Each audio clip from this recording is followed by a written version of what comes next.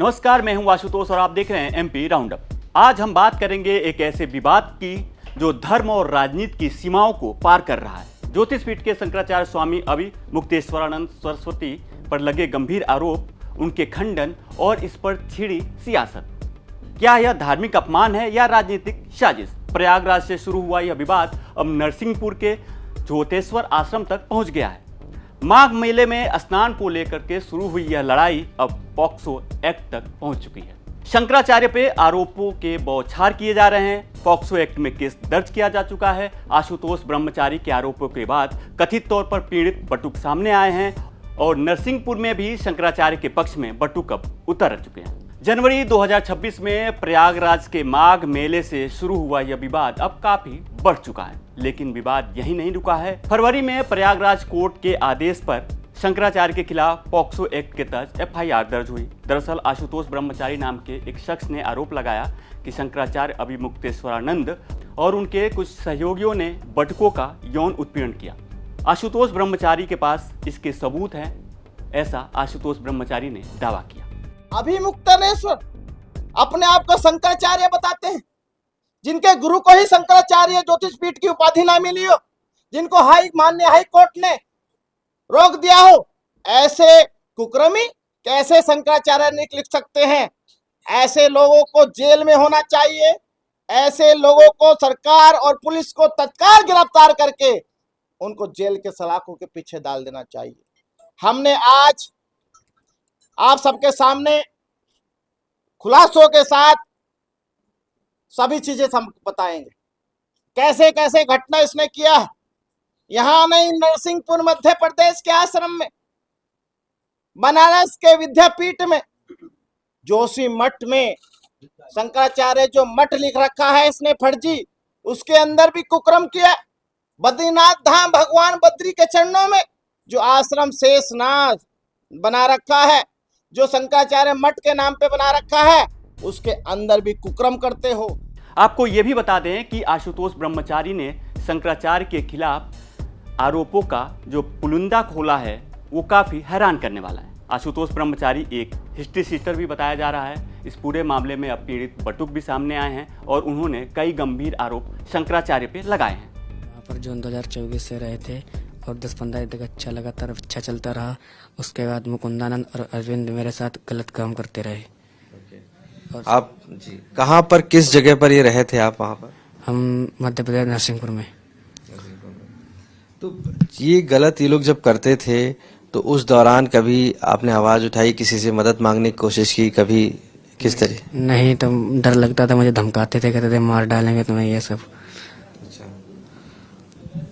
और क्या इस तरीके के और भी वहाँ पर चीजें होती थी या और लोगों को भी प्रताड़ित किया जाता था? हाँ, कम से कम 20 बच्चे हैं। अच्छा, तो आपकी उनसे कभी किसी से बात हुई? क्या वो बता रहे थे, क्या कह रहे थे? नहीं, वहाँ धमकाते थे, कोई किसी को कोई बताता नहीं था। अच्छा, तो अभिमुक्तेश्वरानंद खुद गलत करते थे आप? हाँ। इस पूरे मामले में नरसिंहपुर के ज्योतेश्वर आश्रम को लेकर भी आरोप लग रहे हैं और सवाल उठाए जा रहे हैं। ऐसे में एमपी तक की टीम ने ज्योतेश्वर आश्रम का दौरा किया। आपको बता दें कि इस आश्रम में शंकराचार्य अभिमुक्तेश्वरानंद कभी कभी आते हैं। इस आश्रम का निर्माण कराया था ब्रह्मलीन शंकराचार्य स्वरूपानंद जी महाराज ने। हमने इस आश्रम में आने वाले श्रद्धालुओं से बात की और जानने की कोशिश की कि क्या ऐसा यहाँ पे हो सकता है, क्या जो श्रद्धालु यहाँ पे आ रहे हैं उनको इन सब चीजों का पहले कोई अंदेशा था।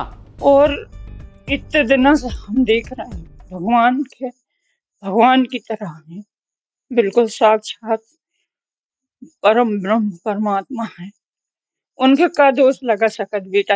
अपन खुद पापी बने नहीं बने, अपन नरक की जगह ढूंढ रहे हैं, है का नहीं?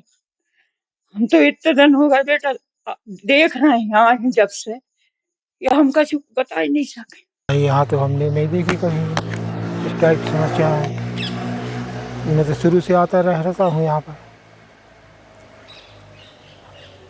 क्या सोचते हैं इस टाइप की जो बातें हो रही हैं? ये गलत बातें हैं जी, स्वामी जी के ऊपर जो लगा रहे हैं। स्वामी अभिमुक्तेश्वरानंद जी जो वर्तमान में ज्योतिषपीठ के शंकराचार्य, मैं उनको अभी से नहीं, मैं लगभग 40 सालों से ज्यादा समय से जान रही हूँ, क्योंकि हम लोग बहुत बचपन से पूज्य अपने ब्रह्मलीन जगत गुरु जी से जुड़े हुए हैं और इससे हमने दीक्षा भी ली है। तो आदरणीय हमारे जो श्रद्धेय शंकराचार्य जी महाराज हैं, उनके बारे में इतना जानते हैं कि अभी जो उनकी पर तथहीन निराधार आरोप लगाए जा रहे हैं बेबुनियाद, वो हम स्पष्ट रूप से कहना चाहते हैं कि बिल्कुल गलत है और अन्यायपूर्ण है। इस आश्रम में बटुकों की पढ़ाई का भी इंतजाम है। ऐसे में हमने स्कूल के बटुकों से भी बात की तो उन्होंने साफ कहा कि शंकराचार्य विद्यार्थियों को अपना पैर तक छूने नहीं देते। ऐसे में इस तरह के आरोप जो हैं वो बिल्कुल बेबुनियाद हैं। नहीं, इस प्रकार की घटना यहाँ नहीं हो। जो आरोप लग रहे हैं वो सरासर झूठ हैं। और महाराज जी किसी को टच करने नहीं देते, ना कोई उनको टच कर पाता है। हम लोग आज तक महाराज जी के पैर नहीं छू पाए। 4 साल हम लोग को रहते हो गए, महाराज जी के पैर नहीं छू पाए। फिलहाल मामले की जांच हो रही है, लेकिन जिस तरह से यह मामला बढ़ता जा रहा है वह काफी हैरान करने वाला है। इस बीच यूपी पुलिस ने यह दावा किया है कि बटुकों के साथ जो यौन उत्पीड़न का आरोप था वो सही है। इस पूरे मामले में धर्म और राजनीति का खतरनाक मिश्रण शामिल हो गया है। यह विवाद दिखाता है कि कैसे धर्म और राजनीति एक दूसरे से जुड़ गए हैं। क्या जांच में सच्चाई सामने आएगी या सियासत हावी रहेगी? क्या होगा ये आगे पता चलेगा। आप भी हमें कमेंट में अपनी राय बताएं और मध्य प्रदेश से जुड़ी तमाम बड़ी खबरें देखने के लिए देखते रहें MP तक।